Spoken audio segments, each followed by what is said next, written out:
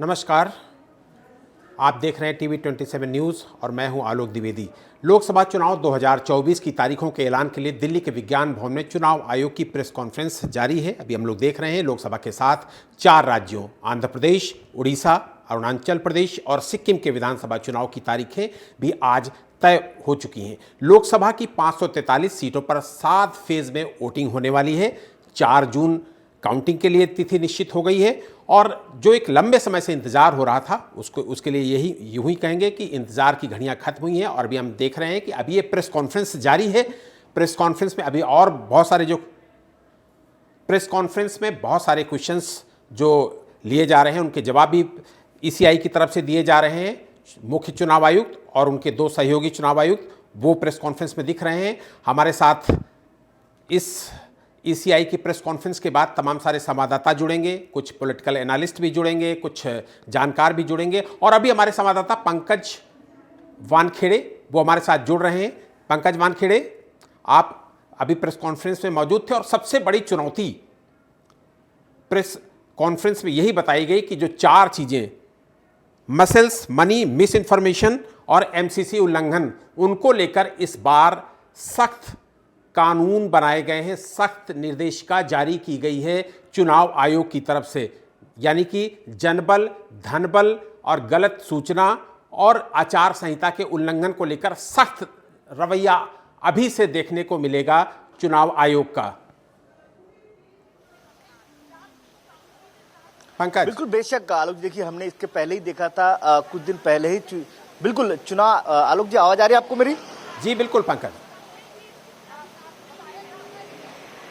हाँ जी पंकज, बिल्कुल बेशक। देखिए आलोक जी, इसके पहले ही हमने देखा था चुनाव आयोग ने एक नोटिस जारी किया था। वो नोटिस राहुल गांधी को जारी किया था शब्दों पे संयम रखने के लिए। तो कहीं ना कहीं लगातार जिस तरह से चुनाव आयोग एकदम सख्त लगता नजर आ रहा है और लगातार जिस तरह से आज भी प्रेस कॉन्फ्रेंस साफ कहा है चुनाव आयोग ने कि किसी भी तरह की गड़बड़ी, खास तौर पे जो चुनाव के नियमों का उल्लंघन जो होगा उस पर सख्त कार्रवाई की जाएगी, धन बल का उपयोग किया जाएगा, सख्त कार्रवाई की जाएगी। ऐसे तमाम बातें अपनी बात प्रेस कॉन्फ्रेंस में रखता नजर आया चुनाव आयोग। लेकिन इससे साफ नजर आ रहा है कि चुनाव आयोग इस बार किसी भी गलतियों को नजरअंदाज नहीं करना चाहता और इस बार क्लियर रूल के हिसाब से चुनाव होना संपन्न बताया जा रहा है। लेकिन सबसे महत्वपूर्ण यह है कि जो तारीखें ऐलान किए हैं उसमें लगातार विपक्ष आरोप लगाता नजर आ रहा है। लेकिन उसका जवाब भी कुछ ही देर में इलेक्शन कमीशन ऑफ इंडिया की तरफ से चीफ इलेक्शन कमिश्नर है वो जवाब देंगे कि क्यों जरूरी है 7 पुल पे इलेक्शन और किस तरह से, उसके बारे में भी वो जवाब देते नजर आएंगे। लेकिन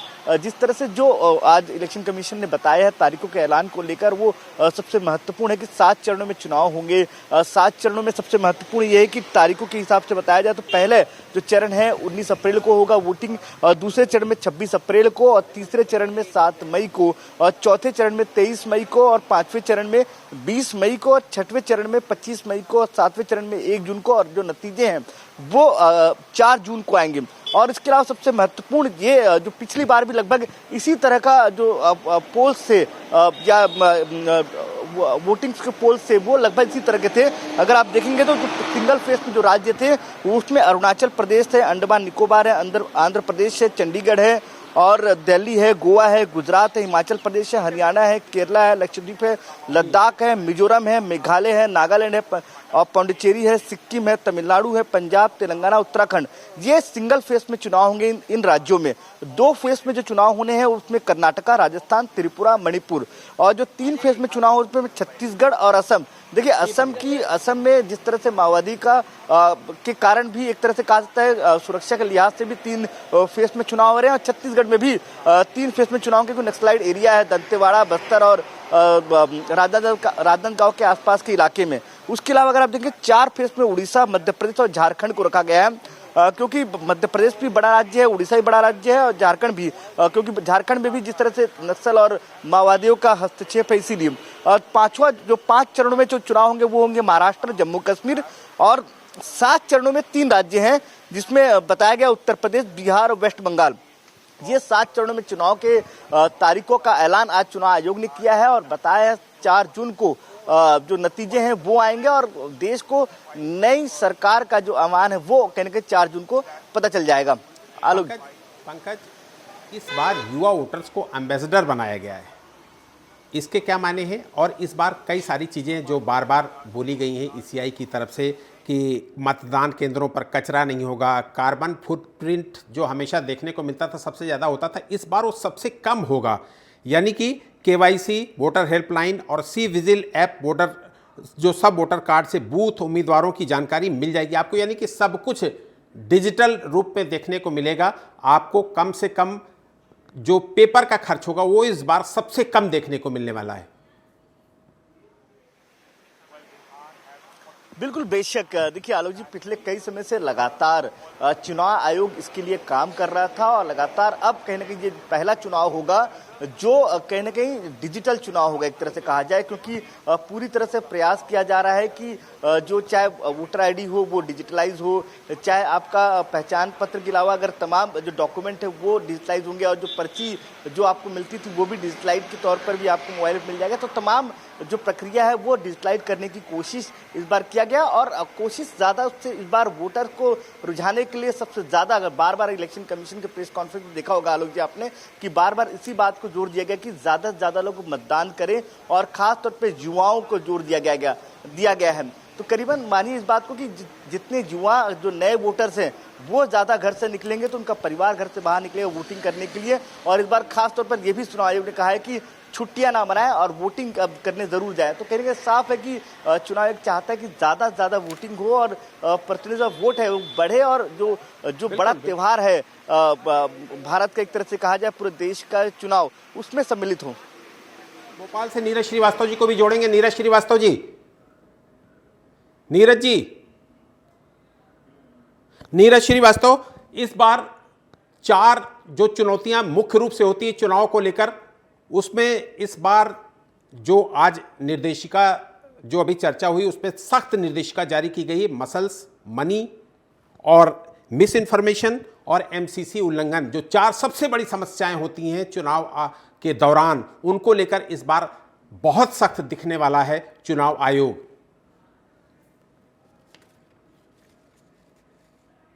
नीरज, आपको आवाज आ रही मेरी? जी बिल्कुल मिल रही है, आवाज मिल रही है। आपको मिल रही है?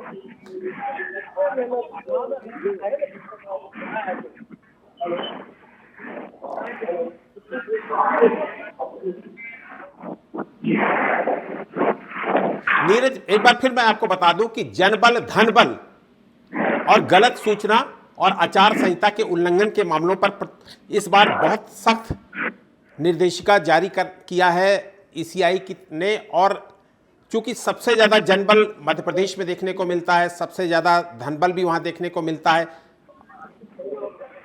नीरज जी, तो मध्य प्रदेश में कहीं ना कहीं ये चीजें चुनाव में देखने को मिलती है। हालांकि अब इन चीजों में कहीं ना कहीं गिरावट आई है, क्योंकि जब से चुनाव आयोग का प्रशासन जो है सख्त हुआ है।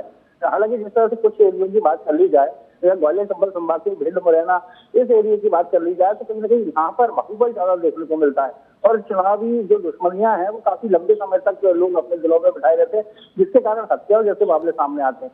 तो कहीं ना कहीं आज चुनाव आयोग ने जिस तरह से साफ किया है कि चुनाव इस बार जो लोकसभा चुनाव होंगे उसमें एक कंट्रोल रूम बनाया जाएगा और उस कंट्रोल रूम में एक अधिकारी की तैनाती की जाएगी और वो सभी अत्याधुनिक जो सुविधाएं हैं उससे लैस उस कंट्रोल रूम को बनाया जाएगा। साथ में यदि सी ऐप पर कोई शिकायत मिलती है या फिर अन्य किसी माध्यम से शिकायत दर्ज कराई जाती है तो उस पर तत्काल कार्रवाई की जाएगी। तो कहीं ना कहीं जिस तरह से चुनाव में देखा जाता है, पिछले विधानसभा चुनाव देखे तो कई करोड़ों रुपए जो है चुनाव आयोग ने जब्त किए, लोगों की गाड़ियों से जब्त किए, शराब जब्त की। इसके अलावा कई लोग जो है चुनावों के दौरान सिलाई मशीन बांटते हैं, साड़ियां बांटते हैं। तो इसको लेकर चुनाव आयोग ने सख्ती दिखाई है। जिस तरह से चुनाव आयोग आज प्रेस कॉन्फ्रेंस में उन्होंने बताया कि पूरी तैयारियां कर रही है, लाखों की संख्या में जो है पुलिस बल लगाया जाएगा और एक सभी कलेक्टरों को निर्देशित कर दिया गया है, सभी जिला कलेक्टरों को निर्देशित किया है कि इसको लेकर सख्ती बरते। अगर इस प्रकार की चूक हुई तो कार्रवाई सीधे तौर पर कलेक्टर पर होगी और एसपी पर होगी। तो कहीं ना कहीं उनके ऊपर ये जिम्मेदारी जो है चुनाव आयोग ने डाल दी है कि यदि किसी भी जिले में शराब बचती हुई मिलती है, साड़ियां बचती हुई मिलती है या सिलाई मशीन या फिर कैश किसी भी प्रकार का मिलता है तो सख्त कार्रवाई की जाएगी। या फिर जिस तरह से जो बाहुबल के दम पर चुनाव लड़े जाते हैं। देखिए एक समय था जब मध्य प्रदेश में चुनाव होते थे, बैलेट पेपर से होते थे, पेटियां की पेटियां गायब कर दी जाती थी, या फिर उनमें जो दबंग लोग हैं वो पानी भर देते थे, या फिर पहले उसके बाद ईवीएम मशीन आई तो ईवीएम मशीन में भी कहीं ना कहीं कई लोगों ने ईवीएम मशीनें खराब की अपना जो डर दिखाकर। लेकिन अब इस बार जो स्थितियां हैं वो लगातार बदलती ही जा रही है, क्योंकि इस तरह की स्थिति परिस्थिति अब देखने को कम मिल रही है। लेकिन फिर भी कई संवेदनशील जो बूथ होते हैं उनमें इस तरह की स्थितियां देखने को मिलती है, और उनको संवेदनशील हिस्सों में जो है प्रशासन डिवाइड कर देता है, संवेदनशील, अति संवेदनशील और बहुत ज्यादा संवेदनशील, और उन पर जो है एसटीएफ से लेकर जो है सेना के जवानों का जो पहरा बिठाया जाता है।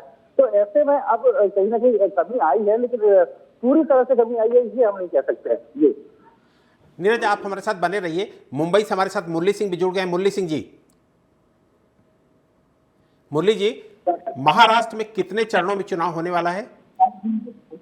और चूंकि वहां पर भी सबसे ज्यादा धनबल का उपयोग होता है, चुनाव में हमेशा शिकायतें मिलती है कि मुंबई, महाराष्ट्र, वहां पर बहुत सारे प्रत्याशी धनबल का उपयोग करते हैं। धनबल को लेकर इस बार चुनाव आयोग बेहद सख्ती दिखा रहा है और आज उसने स्पष्ट भी कर दिया है।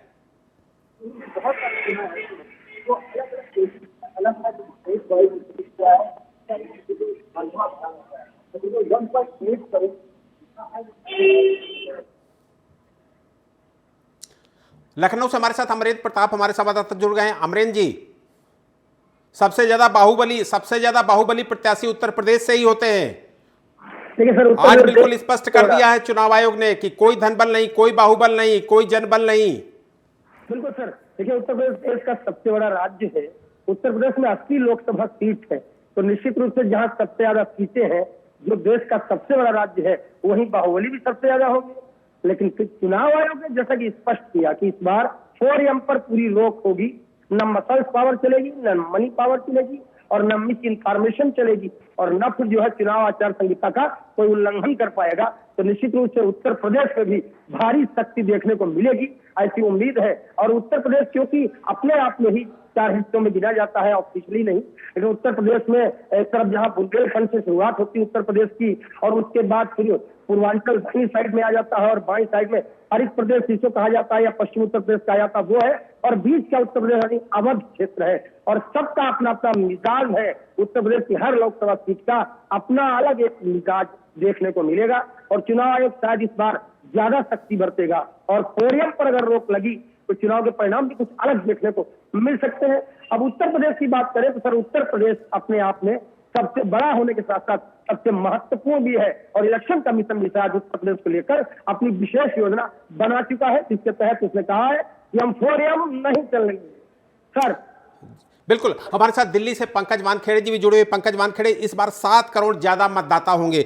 पिछली बार जो 2019 में फिगर था वो 89.6 करोड़ वोटर्स का था, 2024 में 96.8, लगभग 97 करोड़। आज स्पष्ट किया है चुनाव आयोग का ये फिगर है। 7 करोड़ जो मतदाता बढ़े हैं, उनका क्या मिजाज होने वाला है, क्या उनकी सोच होने वाली है, चूंकि अब बस 19 अप्रैल पहला चरण बहुत नजदीक आ गया।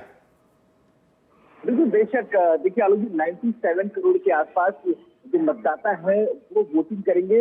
उसके अलावा करीबन 10 लाख जो पोलिंग स्टेशन है उनका उपयोग किया जाएगा। करीबन 1.5 करोड़ के आसपास जो ऑफिसर्स होंगे, पोलिंग ऑफिसर्स होंगे, वो नियुक्त किए जाएंगे, स्टाफ रहेगा। करीबन 55 लाख से ज्यादा ईवीएम मशीन है जो उसका उपयोग किया जाएगा। और सबसे महत्वपूर्ण जो हम लोग बात कर रहे थे फर्स्ट टाइम वोटर्स की, वो करीबन 1.8 करोड़ के आसपास जो फर्स्ट टाइम वोटर्स है वो रहेंगे। उसके अलावा करीबन 49.7 करोड़ के आसपास जो मेल वोटर्स हैं वो होंगे, और 47.1 करोड़ के आसपास फीमेल जो वोटर्स हैं वो होंगे। और युवाओं की बात की जाए तो करीबन 19.74 करोड़ यंग वोटर्स होंगे। और इसीलिए चुनाव आयोग ने कहा है कि इस बार जो ब्रांड एम्बेसडर के तौर पर युवाओं को रखा जाए, क्योंकि लगातार जो युवाओं को प्रोत्साहन मोटिवेशन है वो करीबन लोगों के साथ काम आएगा, लोगों को मोटिवेट करेगा। इसलिए लगातार युवाओं से ज्यादा जोर दिया जा रहा है कि वो घर से बाहर निकले और वोट करें। न्यूज रूम से हमारे साथ आलोक राजा जी, हमारे संवाददाता, वो भी हमारे साथ जुड़ गए हैं। आलोक राजा जी, आपको हमारी आवाज आ रही है? हम भोपाल चलते हैं। भोपाल नीरज श्रीवास्तव जी हमारे साथ जुड़े हुए हैं। नीरज जी, मध्य प्रदेश में कितने चरणों में चुनाव होने वाला है, और वहां पर क्या तैयारियां, कैसे वहां का जो लोकल चुनाव आयोग है उसकी क्या, चूंकि पहले से तैयारियां हो जाती हैं, वो क्या तैयारियां देखने को मिल रही? देखिए चुनाव आने से पहले ही चुनाव आयोग अपनी तैयारियों में जुट जाता है। जिस तरह से अगर बात की जाए तो सबसे पहले नए मतदाताओं को जोड़ना, यदि कोई मतदाता मिसिंग है या फिर किसी का एड्रेस चेंज हो गया है, ये सब मतदाता सूची का पूरा पुनरीक्षण करना और उसमें मतदाताओं को घटाना बढ़ाना, ये काम कहीं ना कहीं चुनाव आयोग ने पहले ही कर लिया था। अब बात की जाए कर्मचारियों की, तो चुनाव आयोग ने एक बात साफ कर दी है कि वॉलंटियर्स इस बार अलाउ नहीं होंगे, इसके अलावा संविदा कर्मचारी अलाउ नहीं होंगे। तो कहीं ना कहीं जिस तरह से प्रशासन संविदा कर्मियों को लगाते था और साथ में चुनाव आयोग की जब पीसी हुई तो उन्होंने एक बात साफ और कही थी कि 3 साल से ज्यादा जमीन अधिकारी उस क्षेत्र में नहीं चाहिए, क्योंकि उनके कहीं ना कहीं संबंध बन जाते हैं, आपसी रिलेशन बन जाते हैं और कहीं ना कहीं चुनाव प्रभावित कर सकते हैं। इसके अलावा वही हालत संविदा कर्मियों की है, जिस तरह से संविदा कर्मी होते हैं उनके भी लोकल स्तर पर संबंध डेवलप हो जाते हैं। तो विपक्षी पार्टियां आरोप लगाती हैं कि ये अधिकारी कर्मचारी चुनाव को प्रभावित कर रहे हैं। तो कहीं ना कहीं इससे बचने के लिए एक जो है मैसेज साफ तौर पर चुनाव आयोग ने दिया है कि संविदा कर्मियों को और 3 साल से ज्यादा यदि कोई कर्मी पदस्थ है तो उसकी ड्यूटी ना लगाई जाए लोकल स्तर पर। तो कहीं ना कहीं 4 चरणों में चुनाव होने हैं। मुरैना भिंड ये संवेदनशील है, इसके अलावा कुछ नक्सलाइट एरिया भी है जिनमें चुनाव कराना काफी मुश्किल हो जाता है। जिस तरह से बालाघाट की बात की जाए तो वहाँ नक्सली एक्टिव जो मूवमेंट है वो काफी ज्यादा रहती है, तो वहाँ चुनाव कराना काफी मुश्किल हो जाता है। ऐसे में सेना के जवानों को वहाँ भेजना पड़ता है चुनाव कराने के लिए। लेकिन अब मध्य प्रदेश में क्योंकि 4 चरणों में चुनाव है, अब पहला जो वोटिंग होगी वो 19 तारीख को होगी, यानी कि पहले चरण में कम से कम मध्य प्रदेश को स्थान मिला और पहली जो वोटिंग है वो मध्य प्रदेश में ही पहले चरण में होगी। इसके अलावा और बाकी के चरणों में होगी, क्योंकि कई सारी चीजें देखनी पड़ती है। अब मौसम भी चुनाव आयोग को देखना पड़ता है, त्योहारों का भी सीजन है। कुछ त्योहार ऐसे हैं जो इंदौर में अलग तरीके से मनाए जाते हैं, इंदौर के लोगों के लिए महत्वपूर्ण है, कुछ त्योहार ऐसे हैं जो उज्जैन के लिए महत्वपूर्ण है। तो कहीं ना कहीं वहाँ के त्योहारों को देखते हुए, वहाँ की जो स्थितियां है उनको देखते हुए इस तरह के जो 4 चरणों में चुनाव मध्य प्रदेश में कराए जा रहे हैं। नीरज, आप हमारे साथ बने रहिए। न्यूज रूम से हमारे सहयोगी आलोक राजा जी हमारे साथ जुड़ गए हैं। आलोक राजा जी, इस बार 7 करोड़ वोटर बढ़े हैं, जिनमें से 2 करोड़ वोटर ऐसे हैं जो 18 से 29 आयु वर्ग के बीच में हैं। ये 2 करोड़ मतदाता बहुत महत्वपूर्ण है, क्योंकि युवाओं को लेकर प्रधानमंत्री हमेशा कुछ ना कुछ बोलते रहते हैं और वो सबसे बार बार ये कहते हैं कि हमारा देश सबसे बड़ी युवा शक्ति का देश है। तो ये 2 करोड़ जो मतदाता होंगे उनका क्या रुझान होने वाला है, उनकी क्या सोच होने वाली है? आलोक राजा। बिल्कुल आलोक जी, आपने सही किया। आलोक जी, चलते तो जिंदगी को देखने का जो नजरिया होता है ना, वो इंसान का बदल जाता है। अब बढ़ा हुआ वोटर्स किस ओर जाएगा, ये सबसे बड़ी बात है। लेकिन उससे भी बड़ी बात मैं एक बता दूं, आज आपने जो चुनाव आयुक्त हैं जो उन्होंने प्रेस कॉन्फ्रेंस की, उन्होंने सबके लिए गाइडलाइंस की और उन्होंने एडिटर्स के लिए भी गाइडलाइंस जारी की है। कहा है साफ तौर पर कि वो कोई भी बात कह रहे हैं, लिख रहे हैं कि अगर किसकी लहर चल रही तो उनको साक्ष्य देने रहेंगे। तो सबसे ज्यादा अब हम सबकी मीडिया, जब हम चौथे स्तंभ की बात करते हैं, कार्यपालिका, विधायिका, न्यायपालिका और लोकतंत्र की, तो सबसे ज्यादा अब हम सबकी कहीं ना कहीं जिम्मेदारी है। और सोशल मीडिया को लेकर के कहा, 4 चीजों को लेकर के कहा, अभी देखिए धन बल, बाहुबल और देखिए गलत इंफॉर्मेशन को लेकर, तो हम सबको इन सबका कहीं ना कहीं ध्यान रखना है, जिस तरीके से अपने मीडिया को लेकर के एक जिम्मेदारी निभानी है। आलोक जी, बिल्कुल। एक पंकज, आपके पास आऊंगा। जो अभी आलोक राजा जी एक सवाल, इन्होंने अपनी बात में एक सवाल भी रेज किया है, और वो सबसे बड़ा सवाल ये है जो मिस इंफॉर्मेशन जो सोशल मीडिया का, चूंकि जमाना है सोशल मीडिया के जरिए बहुत ज़्यादा मिस इंफॉर्मेशन फैलती है, और सबसे बड़ी चुनौती यही होती है चुनाव आयोग के लिए भी, जो पूरा का पूरा चुनाव ही प्रभावित कर देती है। इसको लेकर क्या प्लानिंग अभी से देखने को मिल रही है?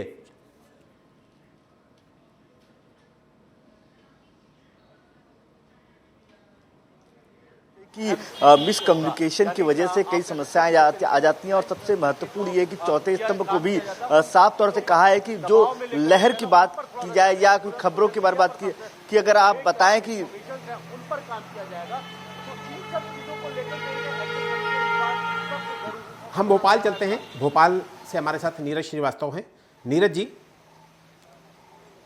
जी 2014 में भाजपा का जो वोट शेयर था वो 31% के आसपास था, जिसमें से उन्होंने 282 सीटें पाई थी। 2019 में भाजपा को 37-38 लगभग 38% वोट शेयर हुआ था, जिसमें से 303 सीटें मिली हैं।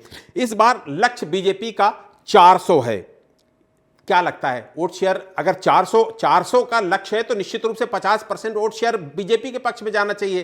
क्या लगता है ऐसा माहौल है देश में, और खासतौर पर मध्य प्रदेश की अगर बात करें तो? देखिए, वैसे यदि हम बात करें माहौल की, तो माहौल कहीं ना कहीं बीजेपी ने जो लोगों की जो नब्ज है वो कहीं ना कहीं पकड़ रखी है, क्योंकि राष्ट्रवाद और हिंदुत्व की बात की जाए तो इस बार का लोकसभा चुनाव पूरी तरह से उसी पर ही होना है। राम मंदिर का जो निर्माण बीजेपी ने किया, उसको लेकर तमाम प्रयास किए जा रहे हैं। बीजेपी के कार्यकर्ता लोगों के घर जा रहे हैं, लोगों से मिल रहे हैं और राम राम कहना नहीं भूल रहे। इसके अलावा अब बात की जाए आपसे कुछ दिन पहले की, यानी कि जिस चुनाव की घोषणा भी नहीं हुई उससे पहले तमाम पूरी सरकार जो है भूमि पूजन और शिलान्यास में लग गई। कई दिनों से आप देख रहे हैं लगातार मुख्यमंत्री डॉक्टर मोहन यादव हर जिले में भूमि पूजन कर रहे हैं, शिलान्यास कर रहे हैं। जिस जिले में जो भी जरूरत है उस जरूरत की कहीं ना कहीं पूर्ति करते आ रहे हैं। कर्मचारियों की बात कर ली जाए तो कर्मचारियों का जो महंगाई भत्ता भी बढ़ा दिया गया है। महिलाओं की बात कर ली जाए तो महिलाओं को अभी जो है वक्त से पहले ही जो उनकी राशि थी वो उनको हस्तांतरित कर दी गई है। इसके अलावा किसानों की यदि हम बात करें तो किसान सम्मान निधि भी किसानों के खाते में ट्रांसफर हो चुकी है।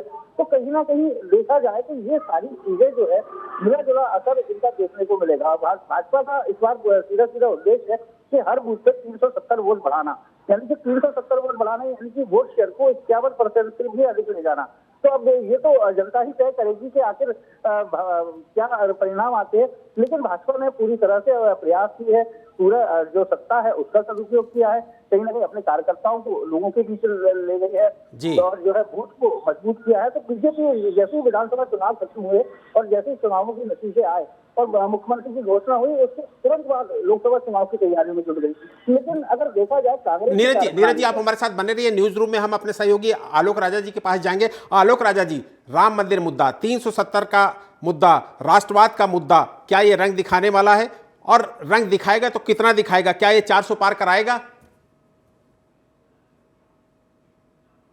कि जिस तरीके से जब हम वोटों के प्रतिशत को लेकर के बात करते हैं और अब की बार 400 के पार, बीजेपी जिस तरीके से 400 को सीटों का लक्ष्य रखा है, जो हालात बन रहे हैं, जो परिस्थितियां बन रहे हैं, और देखिए आप इस चीज़ को भी यहाँ पर इसकी दूरदर्शिता साफ तौर पर समझी जा सकती है कि आचार संहिता लगने से पहले किस तरीके से अब जब एक देश एक चुनाव को लेकर भी जाते जाते देखिए चर्चा छिड़ी गई, वहीं सीए का मुद्दा किस तरीके से सामने आया, तमाम सारे ये मुद्दे हैं। और बीजेपी के पास सबसे बड़ी बात है कि गिनाने के लिए बहुत कुछ है, योजनाएं बताने के लिए बहुत कुछ है। और वैसे भी अब जो अन्य विपक्षी दल हैं जिस तरीके से 4 जातियों को लेकर के बात करते हैं, लेकिन प्रधानमंत्री नरेंद्र मोदी ने अब एक संदेशा साफ तौर पर दे दिया, अब देश में सिर्फ और सिर्फ 4 जातियां हैं, वो है महिला की, बेरोजगारी की और साथ ही साथ देश के अन्नदाता की और युवाओं की। तो अब सारी जो राजनीति है वो कहीं ना कहीं इन्हीं 4 जातियों के इर्द गिर्द घूम रही है। यह संदेशा देने की एक माकूल कोशिश की गई है।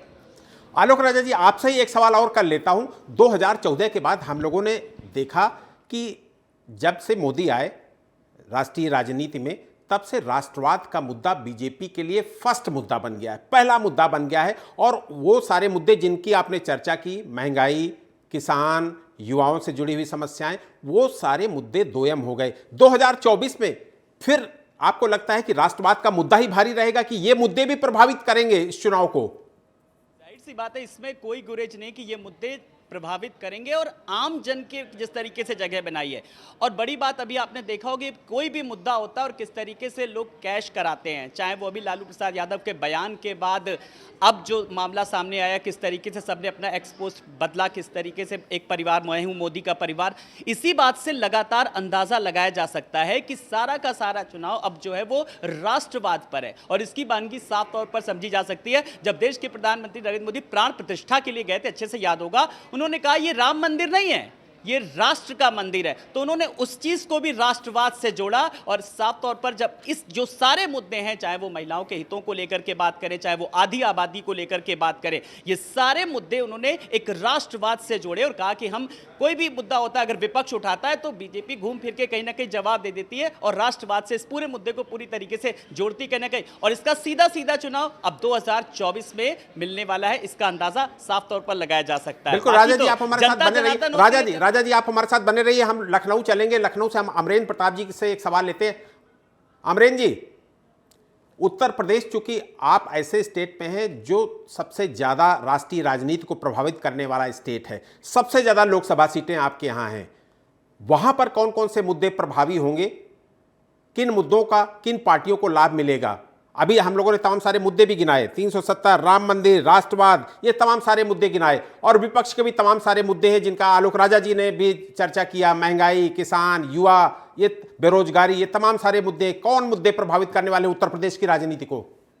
बिल्कुल आलोक सर, देखिए उत्तर प्रदेश मात्र जो है एक प्रदेश नहीं है। उत्तर प्रदेश विश्व का 5वां देश होता अगर एक अलग देश होता। उत्तर प्रदेश पूरे देश की राजनीति को प्रभावित करता है। कहीं न कहीं उत्तर प्रदेश पूरे देश पर प्रभावी भी दिखता है। उत्तर प्रदेश वो है सर जहां बाबा विश्वनाथ, यहाँ काशी है, काशी तो अविनाशी है, और काशी का बूंद बूंद कहा जाता है जानकारों द्वारा गंगा जल है, और काशी का कंकड़ कंकड़ शिव है। तो काशी में विश्वनाथ बाबा का धाम है। उत्तर प्रदेश में देश की सांस्कृतिक राजधानी, देश की सांस्कृतिक नहीं बल्कि दुनिया की सांस्कृतिक राजधानी काशी को कहा जाता है, वो उत्तर प्रदेश में है। उत्तर प्रदेश में अयोध्या है जो विश्व की आध्यात्मिक राजधानी बनने की ओर अग्रसर है, जहां पर श्री राम लला का मंदिर बन चुका है, लोग दर्शन कर रहे हैं। मुझे लगता है शायद देश की सारी सड़कें उत्तर प्रदेश की ओर जो है चल पड़ी है, और सारी सड़कों के वाहनों का रुख भी रामनगरी की ओर हो गया है। उत्तर प्रदेश में मथुरा वृंदावन है सर, जहाँ भगवान कृष्ण की बांसुरी बजती है, उसकी आवाज आती है। और उत्तर प्रदेश में गंगा, उत्तर प्रदेश में यमुना, उत्तर प्रदेश में सरयू, उत्तर प्रदेश में बहुत रिच है उत्तर प्रदेश। तो मुझे लगता है ये सब देश की सांस्कृतिक राजधानी होने के नाते काशी के बाबा विश्वनाथ धाम परिसर में भोलेनाथ जो बैठे हैं वो, और प्रभु श्री राम लला के मंदिर में जो राम विराजमान है वो, और भगवान कृष्ण जो बांसुरी वृंदावन में बजा रहे हैं वो, ये सब उत्तर प्रदेश में है। तो ये सब पूरे देश की राजनीति को कहीं न कहीं अप्रत्यक्ष रूप से प्रभावित भी करेंगे, ऐसा जानकारों का कहना है। उत्तर प्रदेश लीड करता है पूरे देश को। उत्तर प्रदेश से दिल्ली का रास्ता निकलता है। 80 लोकसभा सीटों पर जो जीतेगा वही देश जीतेगा। लोग बिल्कुल बिल्कुल बिल्कुल सही कह रहे हैं। आमरेन जी आप हमारे साथ बने रहिए। नीरज जी इस बार कुछ और भी मुद्दे जिन पर चर्चा होनी लाजमी है, 3 तलाक का मुद्दा, महिलाओं का रिजर्वेशन, जो अभी हम लोगों ने देखा कि पिछले ही सेशन में 33% महिलाओं का रिजर्वेशन किया गया, इसके अलावा सीए अभी हम लोगों ने 4 दिन पहले देखा। ये मुद्दे कितना प्रभावित करेंगे इस लोकसभा चुनाव को? सर देखिए, यदि हम सीए के मुद्दे की बात करें तो सीए का मुद्दा पूरी जनता के लिए मुद्दा नहीं है। विपक्ष इसको मुद्दा बनाए हुए हैं और एक धर्म विशेष के लोग जो है इसको मुद्दा बनाए हुए हैं। लेकिन कहीं ना कहीं मध्य प्रदेश की जनता की यदि हम बात करें तो मध्य प्रदेश की जनता इससे कहीं ना कहीं, जिस तरह से हमने जब बात की जनता के बीच गए तो जनता को लगा कि सही है ये चीज कि जो बाहर की जो घुसपैठी है वो बाहर होनी चाहिए, और जो हिंदू समाज की उनको जो मान्यता मिलनी चाहिए, नागरिकता मिलनी चाहिए मध्य प्रदेश की। इसके अलावा धार्मिक मुद्दों की बात की जाए तो जब से मुख्यमंत्री डॉक्टर महोदय यादव ने पदभार ग्रहण किया है तब से उज्जैन लगातार कुछ ना कुछ सौगातें देते आ रहे हैं, चाहे वो रोपवे की सौगात हो या उज्जैन जो कॉरिडोर हो उसको और ज्यादा विकसित करने की बात हो। सबसे बड़ा जो मुद्दा था राम पथ गमन, जिसकी ये बात सरकारें करती थी, विपक्ष भी करता था। जब कांग्रेस की सरकार 1.5 साल मध्य प्रदेश में रही तब कमलनाथ ने भी काफी इस बात को लेकर राजनीति की कि हम बनाएंगे। लेकिन जैसे ही मोहन यादव ने पदभार ग्रहण किया, रामपथ गमन के लिए पूरा जो खाका है वो तैयार कर लिया, उसके पूरे जो रोड मैप है वो तैयार कर लिया, फंड की व्यवस्था कर दी गई कैबिनेट में। और इसके अलावा पुलिस भेजने की बात की जाए, जिस तरह से जो धार्मिक स्थल है उन पर भेजने की बात की जाए तो उनके लिए जो बुजुर्ग है उनको कम समय में जाना पड़े, उनके लिए एयर टैक्सी की व्यवस्था जो है अब से कुछ दिन पहले ही की है। और एयर टैक्सी को जो है ओंकारेश्वर के साथ उज्जैन और भी चित्रकूट, जिस तरह से धार्मिक स्थल है वहां भेजने की तैयारी कर ली गई है, वो भी न्यूनतम दर पर, और पहली जो खेप है उसको रवाना भी कर दिया गया। इसके अलावा महिलाओं की बात की जाए तो महिलाओं को 1250 रुपए त्योहार के पहले ही उनके खाते में हस्तांतरित कर दिए गए। किसान सम्मान निधि की बात की जाए तो किसानों को जो सम्मान निधि थी वो केंद्र सरकार और राज्य सरकार की राशि जो 12,000 होती है वो किसानों के खाते में हस्तांतरित कर दी गई। तो कहीं ना कहीं कह सकते हैं कि बीजेपी के बात बताने के लिए जिस तरह से आलम जी ने बताया बहुत कुछ है, लेकिन कांग्रेस बात कर रही है कि हमारी यदि सरकार बनती है तो हम 1 लाख रुपए सालाना महिलाओं को देंगे। अब सबसे बड़ी बात ये 1 लाख रुपए सालाना महिलाओं को देने का वादा तो कर दिया, लेकिन देंगे कहाँ से? इसके अलावा बात कर रहे हैं रोजगार की, तो रोजगार की दिशा में भी लगातार इन्वेस्टर्स मीट हो रही है, उज्जैन में भी इन्वेस्टर्स मीट हुई।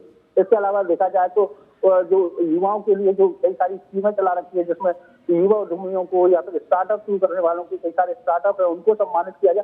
तो तमाम जो है बीजेपी के पास बताने के लिए, और कहीं ना कहीं विपक्ष इसी कारण कमजोर पड़ा हुआ है। इसके अलावा विपक्ष के जो पार्टी के जो लोग हैं वो लगातार पूर्व विधायकों, जनपद सदस्यों, जनपद अध्यक्षों वो लगातार टूट कर बीजेपी में शामिल हो रहे हैं। तो कहीं ना कहीं कह सकते हैं कि अभी मोदी का जो मैजिक है वो कम नहीं हुआ है, लेकिन अब देखना होगा कि जनता फिर भी क्या निर्णय लेती है। पंकज जी, इस बार चुनाव आयोग कोशिश ये कर रहा है कि ज़्यादा से ज़्यादा लोग बूथों तक पहुँचें और अपना वोट डालें, और उसके लिए हालांकि पिछली बार भी ये देखने को मिला था कि इस बार जो बुजुर्ग मतदाता हैं उनको घर से ही वोट देने का अधिकार दिया गया है। ज़्यादा से ज़्यादा पोल हो, इसको लेकर और क्या क्या प्लानिंग की गई है चुनाव आयोग की तरफ से? बिल्कुल बेशक, देखिए पिछले चुनाव में अगर देखेंगे तो उसमें भी तमाम व्यवस्था की थी। इस बार भी खास तौर पे व्यवस्था की गई है कि तमाम जो बुजुर्ग जो है या जिनको जो पोलिंग बूथ तक नहीं पहुंच पाते, जिनकी उम्र ज्यादा है, उन तमाम लोगों के लिए घर से गाड़ी पिक एंड ड्रॉप के लिए घर से गाड़ी पिक एंड ड्रॉप की जो व्यवस्था है वो करने की व्यवस्था कराई गई है। और कुछ लोग जो ज़्यादा ही जो आ ही नहीं सकते पोलिंग बूथ में, उनके लिए घर में बैठे हुए वोटिंग की जो व्यवस्था है वो भी polling booth election commission of India ने करवाई है। और साथ ही साथ सबसे महत्वपूर्ण ये है कि तमाम लोग को मोटिवेट करने के लिए अलग अलग कैंपेन है, वो नुक्कड़ नाटक से लेकर, अगर नुक्कड़ नाटक कहा जाए, आम सभा कहा जाए, वो लगातार चुनाव आयोग प्रचार प्रसार करता नजर आ रहा है। और लगातार जो जितने ज्यादा लोग हों वो वहां तक पहुंचे। और सबसे पहले जो अलग अलग थीम सॉन्ग जो इलेक्शन कमीशन ऑफ इंडिया की तरफ से लॉन्च किया गया था वो लोगों तक पहुंचाने की कोशिश की जा रही है। इस बार लगातार कहा गया अगर कोई भी दिक्कत या समस्या होती है वो आप डायरेक्टली घर पे बैठे हुए आप ऐप के थ्रू उस समस्याओं को दूर कर सकते हैं। कॉल सेंटर्स बनाए गए हैं जिससे आप डायरेक्टली बात कर सकते हैं कि अपनी समस्याओं को बता सकते हैं कि क्या समस्या दिक्कत आ रही है। इसके अलावा पिछली बार ये जरूर कंपल्सन था कि आपको वोटर आईडी आपके साथ होना चाहिए, लेकिन इस बार डिजिटलाइज कर दिया गया, तो वो एक बड़ा फायदा है तमाम वोटर्स के लिए। और लगातार युवाओं को ज्यादा फोकस किया गया इस बार, और युवाओं को कहा गया कि आप बढ़कर का हिस्सा लीजिए और ब्रांड एम्बेसडर के तौर पर अपने आप को सामने लेकर आइए। तो कहीं ना कहीं लगातार प्रयास किया जा रहा है, क्योंकि लगातार हर चुनाव में देखा गया जो वोट ऑफ परसेंटेज अगर कहीं कम होता है तो युवाओं के जो नए वोटर्स होते हैं वो, और जो 36 एज के और 18 एज के बीच के जो वोटर्स होते हैं वो कमी आती है, उसमें कमी आती है। इसलिए लगातार प्रयास इस बार ज्यादातर किया गया कि तमाम उन लोगों को आकर्षित किया जाए, उनको कहा जाए कि आप बाहर निकलकर वोट कीजिए। और सबसे आप election commission of India last में ये भी बात बहुत इंटरेस्टिंग कहेगी कि आप इसका उपयोग कीजिए वोटिंग देने के लिए। त्योहार बड़ा है और विश्व का सबसे बड़ा लोकतांत्रिक त्योहार है, उसमें आप आइए और वोटिंग कीजिए और उसके बाद अपना जो समय है वो व्यतीत कीजिए। तो कहीं ना कहीं लगातार चुनाव आयोग प्रयास कर रहा है कि तमाम जो युवा है वो बाहर निकल कर गए हैं। और सबसे महत्वपूर्ण ये है कि जो महिलाएं हैं वो, क्योंकि हमने कई राज्यों में देखा भी है आलोक जी की जो वोटिंग परसेंटेज है महिलाओं की ज्यादा होती है। लगातार प्रयास यही है कि अब जो है पुरुष के साथ महिलाएं भी निकलती हैं तो ज्यादा युवा भी निकले, इसको लेकर भी लगातार प्रयास चुनाव आयोग की तरफ से किया जा रहा है। जी पंकज, आप बने रहिए हमारे साथ। हम न्यूज़ रूम में आलोक राजा जी के पास जाएंगे। आलोक राजा जी, अभी हम लोगों ने पिछले दिनों देखा प्रधानमंत्री नरेंद्र मोदी ने विपक्षी नेताओं के ऊपर परिवारवाद का आरोप लगाया। एक बड़े विपक्षी नेता लालू प्रसाद यादव, उन्होंने कहा कि मोदी का परिवार ही नहीं है। उसके बाद एक डिबेट शुरू हो गई, मोदी का परिवार वर्सेस परिवारवाद। इस इलेक्शन में यह मुद्दा कितना प्रभावी दिखेगा? बिल्कुल, इसकी बानगी वैसे ही देखी जा सकती है वह चौकीदार को लेकर के जिस तरीके से इंटॉलरेंस का मुद्दा जो सामने आया था, और वही 2024 के चुनाव के पहले कहीं ना कहीं एक मुद्दा सीधे तौर पर आ गया है। इसकी बानगी साफ तौर पर देखी जा सकती है। लेकिन बात जिस तरीके से आपने अभी युवाओं की बात महिलाओं की बात बुजुर्गों की बात देश के अन्नदाता की लेकर के, किसानों को लेकर की, तो इस चुनाव में 2024 में जिस तरीके से एक युवा का मुद्दा है, बेरोजगारी का मुद्दा है, ये मुद्दे साफ तौर पर देखे जा सकते हैं। और साथ ही साथ जब सनातन संस्कृति की बात करें, अब देखिए जाते जाते भी किस तरीके से ज्ञान व्यापी का मामला आया, उसके बाद धार भोजशाला का मुद्दा भी जाते जाते कहीं ना कहीं आ गया। तो ये तमाम सारी जो चीजें हैं ये सरकार के पास बताने के लिए है कि किस तरीके से हिंदू राष्ट्र की जब जिस तरीके से बात की जा रही है, हालांकि उन्होंने साफ तौर पर कहा है कि जो वो ईद और बकरीद पे भी उतना ही इंतजाम करते हैं, लेकिन हिंदू राष्ट्र को लेकर के उन्होंने साफ तौर पर मुख्यमंत्री योगी आदित्यनाथ भी किस तरीके से सार्वजनिक मंचों से इस बात को कहते आए। तो समझा जा सकता है कि चुनाव के लिए अब क्या कुछ पार्टी लाइंस हैं, चाहे वो हिंदुत्व की बात करें, चाहे वो राष्ट्र धर्म की बात करें, राष्ट्र प्रेम की बात करें, ये तमाम सारी चीजें कहीं ना कहीं जब अगर मुद्दे जो मिलेंगे तो 400 के पार जरूर कराएंगे। और बीजेपी इन्हीं मुद्दों को लेकर के कहीं ना कहीं जनता के बीच जा रही है। और सबसे बड़ी बात, जिस तरीके से हम अंतरराष्ट्रीय परिदृश्य में जिस तरीके से बात करें, उसकी बानगी भी देखी जा सकती है। भारत की किस तरीके से छवि बदली है अंतरराष्ट्रीय स्तर पर, तो इस उसका भी कहीं ना कहीं फायदा मिल रहा है। बीजेपी लोगों के बीच ये बताने में कामयाब हो रही है कि जो भारत, जो पहले वाला भारत था, वो अब बदल रहा है, धीरे धीरे एक नया भारत हो रहा है। तो ये तमाम सारे ऐसे मुद्दे हैं जो 2024 के चुनाव में देखे जा सकते हैं इनकी बानगी। अमरेंद्र प्रताप जी, एक बीजेपी का एक लंबे समय से मुद्दा अयोध्या, मथुरा, काशी। अयोध्या तो ठीक हो गया सुप्रीम कोर्ट के डिसीजन के बाद से, मथुरा और काशी ये अभी मुद्दा जीवित है और इसको लेकर पिछले कई महीनों से हम लोग लगातार देख रहे हैं कि ये मुद्दा गर्माता जा रहा है। ज्ञानवापी, काशी, ये मुद्दा लगातार, और वही स्थिति हम लोग मथुरा में भी देख रहे हैं। मथुरा में भी ये मुद्दा गर्माता जा रहा है। ये मुद्दा कितना प्रभावित करने वाले इस 2024 लोकसभा चुनाव को? सभी मुद्दे 2024 के चुनाव को प्रभावित करेंगे और उत्तर प्रदेश के जो मुख्यमंत्री हैं योगी आदित्यनाथ, वो लगातार अपने मंचों से, क्योंकि वो फायर ब्रांड लीडर है, तो इन चीजों पर बात करते हैं। हम जानते हैं कि आपने जैसा कहा अयोध्या मुद्दा समाप्त हो चुका है, लेकिन हमें मुख्यमंत्री योगी आदित्यनाथ के भाषणों में अयोध्या मुद्दा समाप्त होता दिखाई नहीं पड़ रहा। वो आज भी बोलते हैं कि सपा, बसपा और कांग्रेस जैसी पार्टियां अगर होती देश में तो क्या राम मंदिर बन पाता। वो पूछते हैं मंदिर के बारे में, अपने मंच से सवाल खड़ा करते हैं कि सपा, बसपा और कांग्रेस अगर होती तो क्या प्रभु श्री राम लला विराजमान हो पाते, क्या प्राण प्रतिष्ठा हो पाती। तो कहीं ना कहीं अभी भी अयोध्या, कहीं ना कहीं अभी भी राम लला इस चुनाव में मुद्दा बने हुए हैं। और उसके अलावा ज्ञानवापी, लगातार ज्ञानवापी प्रकरण जो है उस परिसर में जब से बाबा प्रकट हुए हैं, हिंदू सनातनी कहते हैं कि हमारे बाबा प्रकट हुए हैं, नंदी जी की तरफ मुंह करके बैठे हैं और कोर्ट ने जो पूजन का आदेश दे दिया उसके बाद वो मामला बहुत तेजी से लोगों के दिमाग में जगह बना चुका है। और उधर भगवान कृष्ण की बांसुरी भी लगातार बज रही है और वो बांसुरी की कितनी तान सुनाएगी और कितना प्रभावित करेगी आने वाला वक्त बताएगा। लेकिन फिलहाल उत्तर प्रदेश में ही नहीं, पूरे देश के लिए प्रभु श्री राम लला यानी अयोध्या, बाबा विश्वनाथ यानी काशी विश्वनाथ, ज्ञानवापी और उसके अलावा पूरा वृंदावन के कृष्ण गोपाल जी, लड्डू गोपाल जी, वो पूरे देश में मुद्दा बने हुए हैं और इस चुनाव में भी ये असर दिखाएंगे और देखने को हमको मिलेगा। नेताओं के भाषणों में देखने को मिलेगा, रैलियों में, रोड शो में हमें रामलला की झलक, अयोध्या, मथुरा, काशी तीनों का प्रभाव देखने को मिलेगा। लोग नीरज जी, इस बार पूरी लड़ाई एनडीए वर्सेस इंडी गठबंधन में देखने को मिल रही है। एनडीए ने अपने सारे साथियों के साथ, जो 39 पार्टियां हैं उनके साथ जो जो गठबंधन होने थे उसका लगभग अंतिम प्रारूप दे दिया है या अंतिम प्रारूप देने की तैयारी है। लेकिन इंडी गठबंधन अभी भी अंतिम स्थिति में नहीं खड़ा है।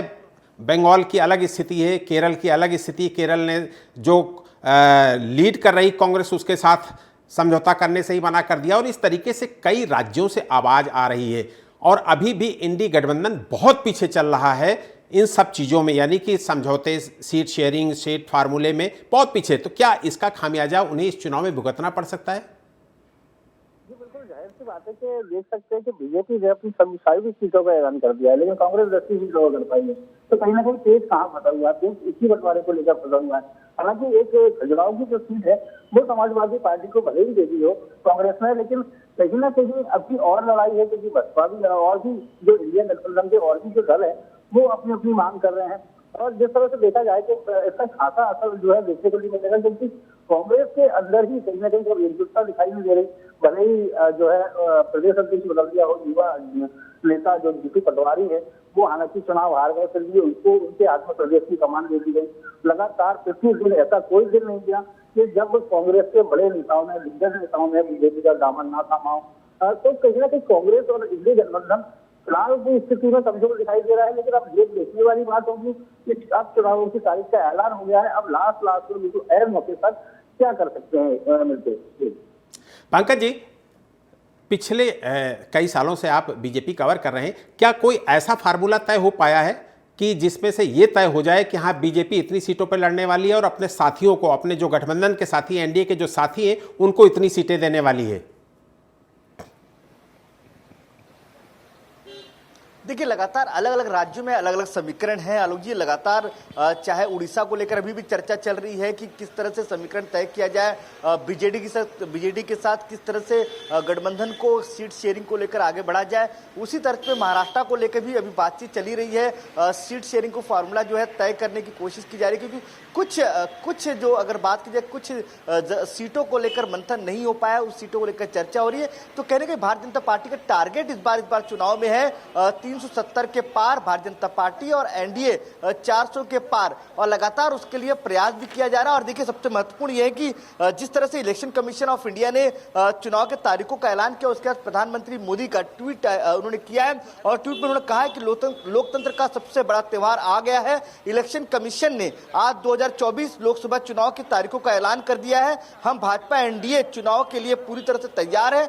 हम सभी क्षेत्रों पर सुशासन, सेवा वितरण के अपने ट्रैक रिकॉर्ड के आधार पर लोगों के पास जा रहे हैं। तो कहीं ना कहीं प्रधानमंत्री मोदी ने जो आह्वान किया है, एक तरह जो सोशल मीडिया में डाला है, उन्होंने कहा है कि जो हमने काम किया, बेहतर काम जो लगातार लोगों तक पहुंचे योजनाओं को लेकर, उस योजनाओं के मुद्दों को लेकर लोगों तक जाएंगे और इसी मुद्दों पर चुनाव लड़ा जाएगा।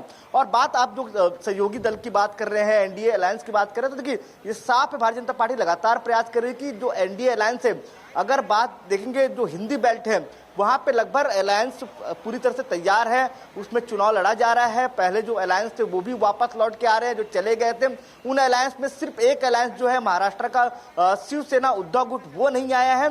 उसके अलावा आप देखिए अकाली दल से ही बातचीत चल रही है, बीजेडी से ही बात चल रही है, उधर नीतीश कुमार जेडीयू से वापस आ चुके हैं। साउथ में भी तमाम टीडीपी से लेकर तमाम पार्टियों से बात, लगभग अलायंस तैयार हो चुका है। तो कहने के भारतीय जनता पार्टी का जो टारगेट है 400 पार का, वो पूरा करने के लिए लगातार बातचीत जारी है। और ये माना भी जा रहा है क्योंकि कल भी जिस तरह से प्रधानमंत्री नरेंद्र मोदी साउथ पे प्रचार करते नजर आए और आज भी वो साउथ में है, तो कहीं ना कहीं लगातार जो लक्ष्य है जो भारतीय जनता पार्टी का, वो साउथ में ज्यादा जो 129 सीटें हैं साउथ की, उसमें ज्यादा 60 से ज्यादा सीटें भारतीय जनता पार्टी जीत के रहा है और अलायंस के पास करीबन 70 से 80 सीटें हो, तो जिसकी वजह से जो 400 का लक्ष्य वो पूरा कर लिया जाए। आलोक राजा जी, 2019 चुनाव में बीजेपी का जो वोट शेयर था वो 37.7% था, तब वो 300 पार किए थे। इससे ये तय होता है कि जब तक 50% पार नहीं होगी बीजेपी वोट शेयर में, तब तक वो 400 के नजदीक या 370 के नजदीक नहीं पहुंचती। तो लगता है इस बार वोट शेयर 50% पार कर जाएगा। बहुत अच्छी एनालिसिस आपकी, बहुत अच्छे आपने आंकड़े दिए, किस तरीके से उस पर चर्चा करना भी बेहद आसान हो जाता है आलोक जी। जब हम वोटिंग के प्रतिशत को लेकर के बात करते हैं, उत्तर प्रदेश के परिप्रेक्ष्य में जिस तरीके से बात करें, आपने सहयोगी दलों की बात करी। देखिए बीजेपी ने अपने सब सहयोगी दल यानी कि सारे जो प्यादे हैं वो सब कील काटे सब पहले से दुरुस्त कर रही है। देखिए अपना दल से जो नाराजगी थी वो भी सब दूर कर ली, और जाते जाते देखिए ओम प्रकाश राजभर को चुनाव आते आते भी तब खुश कर दिया। और खुद देखिए ये खुश करने वाली बात कितनी बड़ी बात है, इस बात की दूरदर्शिता देखिए कि मुख्यमंत्री ने समझ लीजिए एक तरीके से जो विभाग अपने पास रखा था वो विभाग दे दिया, पंचायती राज विभाग दिया। ओम प्रकाश राजभर की बात करें, वहीं बात करें साफ तरीके से जिस तरीके से जाते जाते आरएलडी को अपने पाले में लिया। तो अब ऐसे में जब गठबंधन की जिस तरीके से बात करें, इंडी गठबंधन को लेकर के, समाजवादी पार्टी और कांग्रेस को लेकर के बात करें, तो लेकिन मायावती की जिस तरीके से बात करें, मायावती ने साफ तौर पर एकला चलो की राह पकड़ी है और उन्होंने साफ तौर पर कहा कि वो अकेले ही चुनाव लड़ेंगे। और उन्होंने कहा कि बीजेपी भी कहीं ना कहीं डर रही है, हालांकि वो आए दिन पोस्ट करती रहती हैं, लेकिन वो ये भी जानती है कि चुनावी नतीजे क्या आने वाले हैं उत्तर प्रदेश के परिप्रेक्ष्य में। वहीं बात करें पश्चिम बंगाल में ममता बनर्जी ने पूरी तरीके से, वो भी जिस तरीके से यूपी के परिप्रेक्ष्य में अगर बात करें तो मायावती, और पश्चिम बंगाल में बात करें तो ममता बनर्जी ने भी कहीं ना कहीं एकला चलो की राह पड़ी और अपने सारे प्रत्याशी किस तरीके से अकेले ही घोषित करे, जिसमें खिलाड़ी तक उन्होंने चुनावी मैदान में उतारे। आलोक जी, तो ये हमारे संवाददाता दिल्ली से पंकज वानखेड़े हमारे साथ जुड़े रहे और हमको वो महत्वपूर्ण जानकारियां दी। न्यूज रूम से हमारे साथ आलोक राजा जी जुड़े रहे, हमारे सहयोगी, उन्होंने हमें महत्वपूर्ण जानकारियां दी। और भोपाल से हमारे संवाददाता नीरज श्रीवास्तव जी हमारे साथ जुड़े रहे, उन्होंने हमें महत्वपूर्ण जानकारियां दी। और लखनऊ से अमरेंद्र प्रताप जी हमारे साथ जुड़े रहे, उन्होंने हमें महत्वपूर्ण जानकारियाँ दी उत्तर प्रदेश और देश से संबंधित, चुनाव आयोग से संबंधित। आप सभी संवाददाताओं का बहुत बहुत शुक्रिया, बहुत बहुत धन्यवाद। देश और दुनिया की बड़ी खबरों के लिए आप देखते रहिए TV27 न्यूज़।